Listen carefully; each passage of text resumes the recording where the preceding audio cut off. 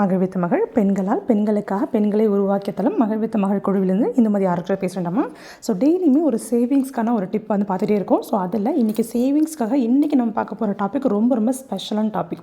ஏன்னா most of the person எங்கிட்ட கேட்குறதுன்னா SIP பெஸ்ட்டாக ஆர்டி பெஸ்ட்டாக இதெல்லாம் கேட்டாலுமே நான் சொல்கிற ஒரு விஷயம் அதுக்கு பின்னாடி என்னன்னா கண்டிப்பாக அதை நீங்கள் எவ்வளோ நாள் வச்சுருக்கீங்கன்றதை டிபெண்ட் பண்ணி தான் உங்களுக்கு அது பெஸ்ட்டான்னு பார்க்கணும். இப்போ நான் போடுறேன் சேவிங்ஸ் போட்டு 2 மாதத்தில் எடுத்துடுறேன், இல்லை 6 மாதத்தில் எடுத்துடலாம், இல்லை 1 வருஷத்தில் எடுத்துடுறேன் அப்படின்னு நீங்கள் ஷார்ட் டேர்மில் நீங்கள் எடுக்கிறதுக்கும் லாங் டேர்ம், இன்றைக்கி நம்ம பார்க்க போகிற டாபிக் ஷார்ட் டேர்முக்கும் லாங் டேர்முக்கும் உள்ள டிஃப்ரென்ஸ் என்ன அப்படின்னு பார்க்க போகிறோம். அப்போ இதுக்கு முன்னாடி இதில் வந்து ஆர்டியை விட பெஸ்ட்டு எஸ்ஐபின்னு தெரிஞ்சுக்கிட்டோம். பட் எஸ்ஐபி பேங்க்லேயே நீங்கள் போட்டுக்கலாம்னு தெரிஞ்சுக்க ஆரம்பிச்சிட்டோம். ஓகே, இப்போ எஸ்ஐபிலையுமே ஷார்ட் டேர்ம் 1 இயர் மட்டும் போட்டுக்கலாம் மேடம், ஆர்டி மாதிரி 1 வருஷத்துக்கு மட்டும் எடுத்துக்கலாமா, இல்லை 2 வருஷம் மட்டும் போட்டுக்கலாமா அப்படின்னு கேட்குறோம் நிறைய பேர் இருப்பீங்க. பட் ஆர்டி அப்படிங்கிறது நீங்கள் 1 வருஷத்தில் எடுக்க போகிறீங்க அப்படின்னா நீங்கள் ஆர்டி போடுறது பெஸ்ட்டு. பட் ஆனால் எஸ்ஐபி போட போகிறீங்கன்னா கண்டிப்பாக ஒரு கொஞ்சம் டைம் எக்ஸ்டென்ஷன் வேணும். எக்ஸ்டென்ஷன்னா அதை வந்து மல்டிபிள் பண்ணுறதுக்கு நீங்கள் கொஞ்சம் டைம் கொடுக்கணும். இப்போ ஒரு கோழியிலேருந்து ஒரு கோழி முட்டையிலேருந்து கோழி வரணும்னா ஒரு குறிப்பிட்ட டைம் அதுக்காக நம்ம விடுவோம், ஒரு வெயிட்டிங் பீரியட் ஒன்று கொடுக்கணும் இல்லையா? அதே மாதிரி தான் அதுக்கு நான் எக்ஸாம்பிள் இப்போ காட்டுற பாருங்க. இப்போ எஸ்ஐபி 1 இயருக்கு நீங்கள் போடுறீங்க, சாதாரண ஒரு 1000 ரூபாய் நீங்கள் போடுறீங்க, ஆவரேஜாக எஸ்ஐபியில் 12% உங்களுக்கு ரிட்டர்ன்ஸ் கொடுப்பாங்கம்மா. ஸோ 12% அப்படின்னா நீங்கள் கட்டினது வந்து ஒரு 12,000 கட்டினா ஒரு 809 ரூபா உங்களுக்கு வந்து லாபம் கிடைக்கும். ஆக்சுவலாக நீங்கள் ஒரே 1 வருஷம் தான் நீங்கள் கட்டிருக்கீங்க. இதே தான் என்ன பண்ணுவீங்கன்னா நார்மலாக ஆர்டியில் போட்டுனா 6% உங்களுக்கு கிடைக்கும். அப்போ என்னாகும், உங்களுக்கு வந்து இந்த 12,000 ரூபாயில் 6% தான் ஒரு வந்து உங்களுக்கு வந்து 720 ரூபா கிட்ட உங்களுக்கு கிடைக்கும். இது ஜஸ்ட் ஒரு 100 ரூபாய் எக்ஸ்ட்ரா கிடைக்குது, அவ்வளோதான் வித்தியாசம். எஸ்ஐபிக்கும் ஆர்டிக்கும் உள்ள டிஃப்ரென்ஸ் இவ்வளோ தான். 6% கிடைக்கும், இங்கே வந்து உங்களுக்கு 12% கிடைச்சிருக்கு. ஜஸ்ட் வந்து ஒரு ஆவரேஜாக உங்களுக்கு வந்து ரொம்ப கம்மியான பர்சன்ட் தான் உங்களுக்கு கிடைக்கும். ஸோ அப்படிங்கிறப்ப ரொம்ப கம்மியான அமௌண்ட் தான் கிடைச்சிருக்கு. இதுலேயுமே 1 இயர் தான் நீங்கள் பண்ணியிருக்கீங்க. ஸோ ரொம்ப வித்தியாசம்லாம் உங்களுக்கு கிடையாது. எஸ்ஐபிக்கும் ஆர்டிக்கும் 1 இயர் பண்ணும்போது அதிகபட்சம் ரொம்ப ரொம்ப ரொம்ப கம்மியான அமௌண்ட் தான் ஆவரேஜாக உங்களுக்கு கிடைக்கும். ஏன்னா எவ்ரி மந்த் கால்குலேட் பண்ணும்போது உங்களுக்கு இப்படி தான் வரும். ஏன்னா வந்து ஆவரேஜாக வந்து ஒவ்வொரு மந்த்லையும் 1000 கேட்டுரும். 12,000 ஸ்டார்டிங்கில் நம்ம கட்ட போகிறது இல்லையா? ஆனால் ஒவ்வொரு மந்த்துக்கும் 12% ரேஷியோ அப்படிங்கிற மாதிரி அவங்க போடுவாங்க. அதுமாதிரி போட்டு ஆவரேஜ் எடுக்கும்போது தோராயமாக ஒரு 100 ரூபா தான் குறையுமே தவிர அதிகமாக வித்தியாசப்படாது. ஓகே, அப்போ என்ன இதே நான் 5 இயர்ஸ் போட்டு பார்க்குறேன், அதே 1000 ரூபா தான் 12% இன்ட்ரெஸ்ட்டில் 12% உங்களுக்கு ரிட்டர்ன்ஸ் கொடுக்குற மாதிரி ஒரு எஸ்ஐபியில் நீங்கள் போடுறீங்க அப்படின்னா உங்களுக்கு 5 இயர்ஸ் நீங்கள் போட்டீங்கன்னா கட்டினது 60,000 தான், 22,000 உங்களுக்கு எக்ஸ்ட்ரா கிடைக்குது. 60,000 ரூபாயில் உங்களுக்கு 3ல் 1 பங்கு. அப்போ 3ல் 1 பங்குனா 30% உங்களுக்கு ரிட்டர்ன்ஸ் உங்களுக்கு கிடச்சிருக்கு. 22,000 உங்களுக்கு எக்ஸ்ட்ரா கிடச்சிருக்கு.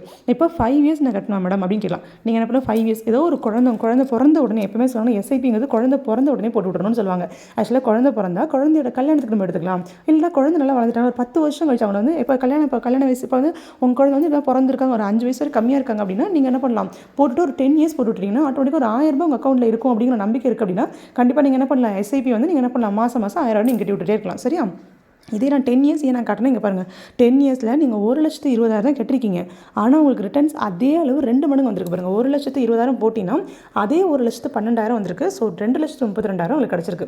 அப்போ இப்போ நம்ம டீமில் நிறைய விஷயம் வந்து வித்தின் 1 இயர்க்குள்ளே நம்ம மல்டி பண்ணி கொடுக்குறோம். பட் பிஸ்னஸுங்கிறது வேறு. ஸோ இது வந்து சேவிங்ஸ் மாதிரி. ஸோ நீங்கள் வந்து கம்மியாக அமௌண்ட் போடுறீங்க, ரொம்ப பெரிய அமௌண்ட்டில் போடல, ஜஸ்ட் ஒரு 1000 ரூபாய் நீங்கள் மாதம் எடுத்து வச்சு என்ன பண்ணுறீங்க, 10 வருஷத்தில் 2,50,000 ரூபாய், 2,32,000 நீங்கள் வந்து சேவ் பண்ணியிருக்கீங்க.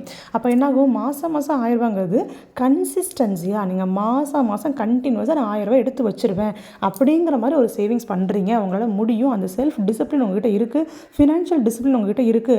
ஓகே, என்னோட குழந்தையோட ஃபியூச்சருக்காக நான் கண்டிப்பாக ஒரு 1000 ரூபாய் சேர்த்து வைக்கணும்னா கண்டிப்பாக உங்கள் குழந்தைக்காக இதை சொல்லி கொடுத்துட்டு போங்க. ஏன்னா கண்டிப்பாக உங்களுடைய அடுத்த தலைமுறைக்காக சேவிங்ஸ் சொல்லி கொடுத்தா அந்த குழந்தை இப்போ வந்து மேரேஜ் ஆகாமல் இருக்குது அப்படின்னா மேரேஜ் ஆனதுக்கப்புறம் அவள் குழந்தை கன்சீவ் ஆனதுக்கப்புறத்துலேருந்து குழந்தை பிறந்த உடனே என்ன பண்ணுவாங்கன்னா இதை எஸ்ஐபி போட்டு விட்டாங்கன்னா அந்த குழந்தை 20 வயசு வரும்போது கண்டிப்பாக எஸ்ஐபி ரிட்டர்ன்ஸ் போக போக நாங்கள் இன்க்ரீஸ் ஆகிட்டு தான் போக போகுது. இப்போ 15 வருஷம் போட்டு கட்டிக்க பாருங்கள். 15 வருஷம்னா 1,80,000 தான் போட்டிருப்பீங்க. ஆனால் அங்கே பாருங்கள் 3,24,000 ரூபாய் உங்களுக்கு கிடச்சிருக்கு. 15 வருஷத்தில் உங்களுக்கு 5 லட்ச ரூபாய் உங்களுக்கு கிடச்சிருக்கு, வெறும் 1000 ரூபாய் சேர்த்து. அப்போ 5 லட்சம்னா நாங்கள் உங்கள் குழந்தை பிறந்தப்போ நீங்கள் போட்டிருந்தீங்கன்னா 15 வருஷம் கழிச்சு நீங்கள் எடுத்து பார்க்குறீங்கன்னா ஆட்டோமேட்டிக்காக ஒரு 5 லட்ச ரூபா கிடைக்கும். அப்போ வந்து மணியோட வேல்யூ கம்மி தான், நான் இல்லைன்னு சொல்லலை. இதே 1000 ரூபாய் நீங்கள் வந்து கோல்டில் போட்டிங்கன்னா கோல்டு மல்டிபிள் ஆகும். அது கோல்டுங்கிறது பெரிய ஆப்ஷன் தான்.